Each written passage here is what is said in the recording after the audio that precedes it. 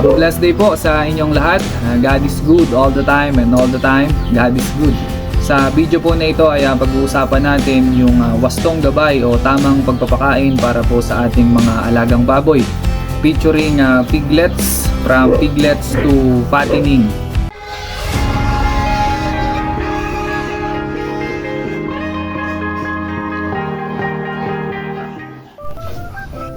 Okay, simulan na po natin yung ating discussion tungkol dito sa gabay sa wastong pagpapakain from piglets to fattening. Okay? At naglagay po ako dito ng edad o yung age ng ating mga alaga, yung kanila pong edad, kung ilang buwan na po sila. At meron din po ako nilagay dito na klase ng pagkain o yung klase ng mga pagkain na dapat po natin ipakain dun sa ating mga alagang baboy. At naglagay na din po ako dito ng pagkain o dami ng pagkain na dapat nating ipakain dun sa mga alaga nating baboy sa kada ulo at sa kada araw. Okay, magsisimula po tayong magpakain sa ating mga alaga kapag sila po ay 5 days old na. At magpapakain po tayo sa kanila simula 5 days old hanggang 30 days old, kung saan ito po yung kanilang first month. At sa mga pagkakataon po na ito, sila ay kasalukuyan pang dumidede doon po sa kanilang inahin. Okay, sa unang 5 araw o dun sa 5 days po nila, ang gagawin po natin dyan ay magtutunaw muna tayo ng mga pagkain at ipapahid po natin yon dun sa nipple o dede ng kanilang inahin para pag dumidede sila, at least naamoy nila, at least kahit papaano nalalasahan nila. Pero hindi pa po ganun kadami yung ibibigay natin, dahil baka mabigla po yung ating mga piglets at magdulot po ito ng scouring o yung pong tinatawag nila na pagtatae. Okay, ano naman po yung pagkain na dapat nating ipakain sa kanila? So meron po dito ang immuno booster. Okay, nakakabili po nito per kilo. Medyo may kataasan nga lang po ito ng presyo. At ang dami naman po na dapat nating ipakain sa bawat ulo sa kada araw ay naglalaro po sa 50 to 70 grams. At katumbas po yan ng halos isang dakot lamang po natin. At kung 10 ulo po sila, edi 10 dakot. Okay? Kung 12 dakot, kung 12 ulo sila, edi 12 dakot po yung ipapakain natin. Pero kailangan po nating tingnan at obserbahan yung pong performance ng ating pong mga alagang piglets, kung kaya na ba nilang umubos ng ganun karaming pagkain. Kung hindi pa, wag na muna nating damihan at unti-unti lang natin tong taasan o damihan kung nakikita natin na may kalakasan na po talaga silang kumain, para hindi po masayang yung ating gastos at hindi po masayang yung ating effort. At the same time, hindi po magka-problema yung ating mga piglets. Hindi naman po natin sila kailangang pwersahin na kumain na sa panahon na ito, dahil meron silang suportang gatas sa kanilang mga nanay. So, kabaliktaran po nito, ang suporta nila dito ay yung feeds. Okay? Dahil ang main source of food pa nila dito ay yung gatas po mula dun sa kanilang mga nanay. Okay, pagka naka 30 days old na po sila o naka isang buwan na, syempre iwawalay na po natin ito dun sa kanilang mga inahin. At ngayon ay papasok na po tayo doon sa 31 to 60 days old. At ito na po yung kanilang ikalawang buwan. Okay? Sa panahon po na ito, ang ipapakain na po natin sa kanila ay yung tinatawag na pre-starter. Again, yung pagbibigay po natin dito galing po dun sa immuno booster. Igagranules po natin, tapos dahan-dahan lang po yung pagbibigay, dahan-dahan lang po yung dami ng pre-starter, dahil yung pagkakataon po na ito, sila ay may stress pang nararamdaman mula po sa kanilang pagkawalay. Hindi pa sila ganun kalakas kumain. May mga time po na minsan babagsak pa yung katawan niyan sila bago po sila mag-recover. Katagalan na po nun, within 5 days up to 7 days yung recovery po nila. Pero yung mga time na yon, maglagay po tayo ng pagkain na pre-starter. So ganito po karami yung dapat nilang makain sa loob ng isang araw. Naglalaro po yan ng 500 to 700 grams per day kada isang ulo. So mga kalahating kilo. Pero yun nga po, sabi ko kanina, hindi naman natin sila kailangang puwersahin, kasi yung time na ito, nasa transition period pa lang sila galing po doon sa kanila pong pagkawalay. Ngayon, kung nakikita natin na malakas na pong kumain yung piglets, masigla na po sila, unti-unti na po nating dagdagan hanggang sa mamit na po nila itong 500 to 700 grams na requirements para po dun sa feeding program nila dito po sa stage ng pre-starter. Okay? Dito po sa farm namin, ang ginagamit namin dito, ang ginagawa po namin dito katumbas niyan ay kalahating sako sa kada isang ulo. So doon po sa isang sakong pre-starter, 25 kilos lang naman po yun, hinahati po namin yun para sa dalawang piglets. Okay? So pag tumagal, magigets nyo na po yan kahit hindi nyo nasundan yung 500 to 700 grams kasi magbe-base na po kayo doon sa performance ng ating pong maalaga. Pero kami po, ang habit namin dito sa aming farm, kada isang ulo 14.5 kilos lang po yung binibigay namin sa kanila. Halimbawa, 10 po yung alaga namin na piglets. Ang dapat na maubos nilang pre-starter ay 5 sako. So, tigka kalahati po sila doon. Regardless na po yan kung naubos nila yon within 1 month. Ano po, at kung maaga nilang naubos yon, antimano, i-convert na po namin sila doon sa kasunod na stage na pagkain. Kasi mag-o-overlap na po tayo doon sa gastos pagka dinagdagan pa po natin. Pero kung malaki yung budget natin, na gusto natin talagang maganda yung foundation ng piglets natin, mga alaga natin, pwede din naman po natin gawin yun. So it's up to you lang din naman po, okay?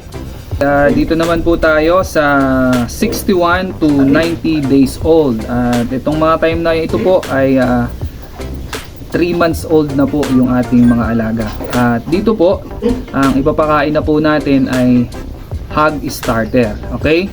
So kanina po, galing tayo doon sa pre-starter. Ngayon naman, dito po sa hog starter. Okay? At ang dami po na ipapakain natin sa ating mga alaga sa stage po na ito ay naglalaro sa 1 kilo to 1.5 kilo kada isang araw sa bawat ulo. So sa mabilisan pong pag-estimate, ang kada isang ulo ay makakaubos po ng 1 sako. At yung 1 sakong hog starter ay tumitimbang po yun ng 50 kilos. Okay, so kung 10 po yung alaga natin, so makakaubos po sila ng 10 starter. Kung 20 yung alaga natin, makakaubos sila ng 20 starter. So 1:1 ratio, yun po yung tawag po namin doon. Pero kung mas malaki po yung budget nyo at kung gusto nyo mas bumulas pa o pabulasin pa yung mga alaga natin, pwede nyo din naman pong dagdagan. Pero kami po dito po sa aming mini backyard farm, ang feeding program po na ginagawa namin is 1:1 ratio pagdating po sa ganitong stage. Okay? Dito naman po tayo sa 91 to 120 days old. Ito na po yung kanilang ika 4 months. Simula po nung sila ay pinanganak. Okay? Kasama po dito yung pagkapanganak, mga kapatid. Huwag po kayong malilito. At ang ipapakain na po natin sa stage po na ito ay hog grower. Okay? So keep in mind, mga kapatid, na sa tuwing magpapalit po tayo ng pagkain, wag nating kakalimutang mag-granules o yung paghaluin muna hanggang sa masanay siya na iba na yung pagkain niya. At nang sa ganun, hindi po manibago yung kanilang sikmura. Especially po pag andun pa sila sa stage ng pre-starter at starter. So pag andito naman na po sa grower, hindi na masyadong ina-apply yun. Pero mas maganda na nagiging practice pa rin po natin. Okay? So yun po.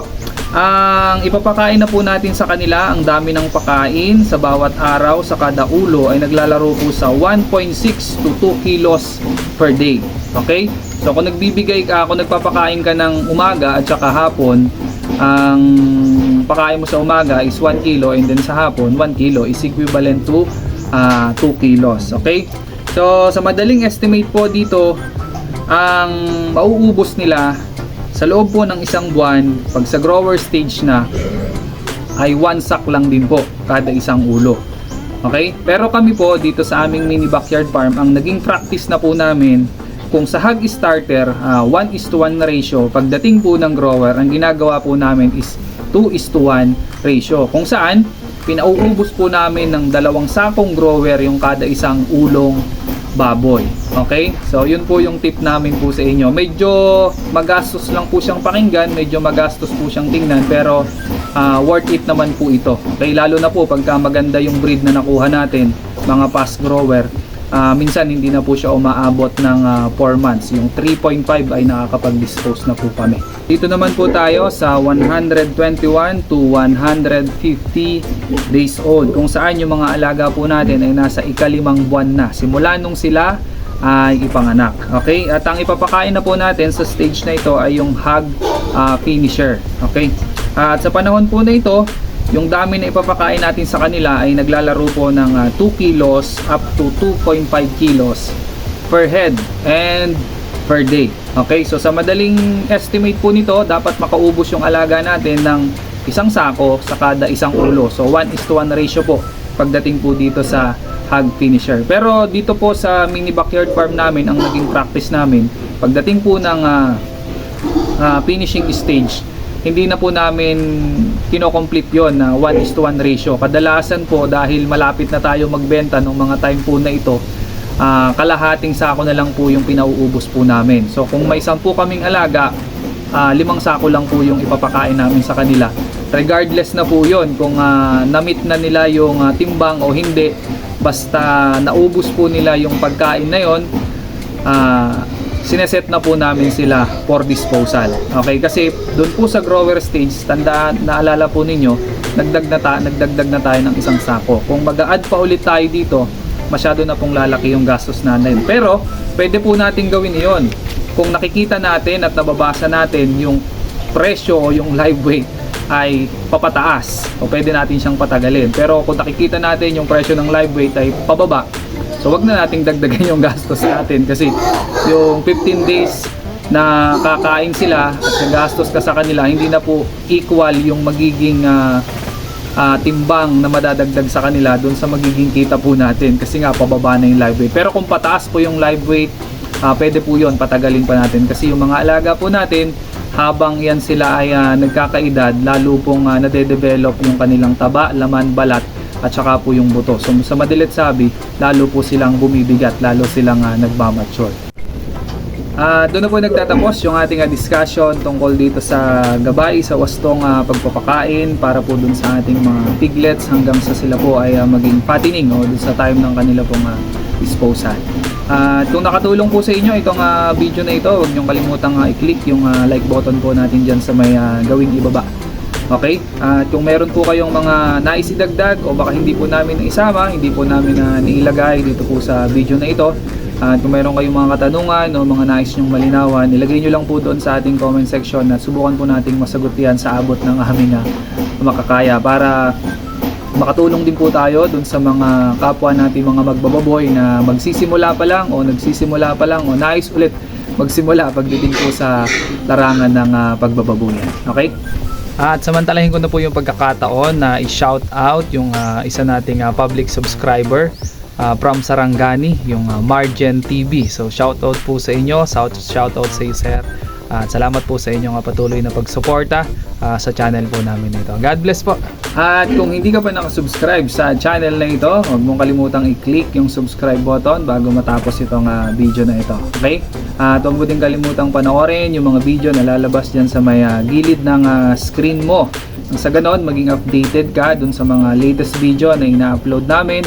Masundan mo yung topic, masundan mo yung series na ina-upload namin sa channel na ito. So yun lang muna para ngayong araw. God bless, happy farming, see you next time. Remember, you don't get it twice. The time of your life.